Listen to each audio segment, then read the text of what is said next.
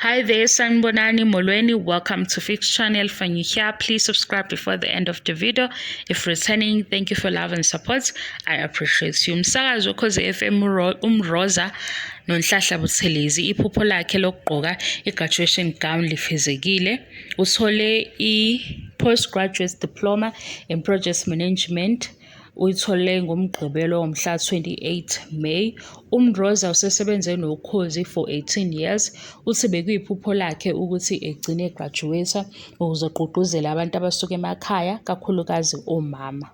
Mroza oshayela uhlelo lithi The Vuka Africa Breakfast Show every Monday to Friday kanye no-DJ Sigqemeza. Angazi-ke bethusa misi u-DJ Sigqemeza. Uthe kakudala afuna ukuthi agraduate. Yabo, leyo kumisa isiZulu ne-English ayisebenzi. Uthe kuyiphupho lakhe elikhulu ukuthi egcine egqoka amajazi emva kokuba ebesupport ama-siblings akhe ekubakhokhela. Emva kwalokho kuqalile wafunda naye, ekugcineni utholile umvuzo omkhulu okuyijazi.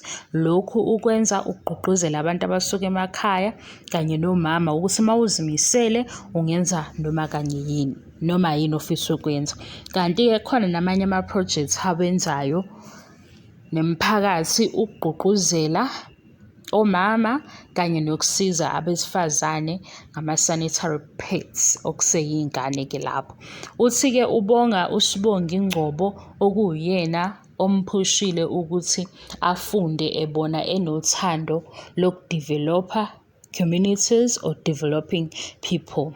She encouraged me to hike Mount Kilimanjaro to raise funds to help young girls with sanitary pads.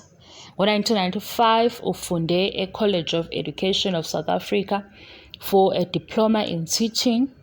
Wahlangana-ke yini ama-challenges? Wahlangana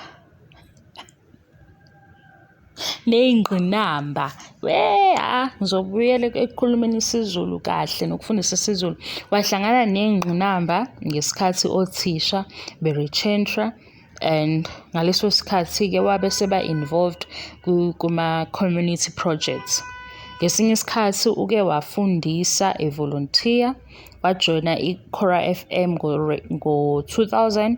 Ngo-2004 wajoyina Ukhozi. Mroza uphinde futhi also ventured into farming business last year. Amandla halala, and i-farming-ke waya sidla ukudla ngithi i-farming impilo. Mase ngikhuluma nge-farming-ke ngiyadlilela. Bengidlulisa la ukuthi uMroza uthola iziqu zakhe ukwenzele lokhu ukugqugquzela abanye omama nabantu abasuka emakhaya, kanti futhi uwenza amanye ama-projects nala kubalwa khona ukusiza iy'ngane ngama-sanitary pads. Imisebenzi emihle siyancoma, nokusebenza okuhle siyakuncoma. Halala kuMroza.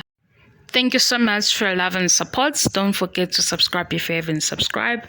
I love you and appreciate you. Bye.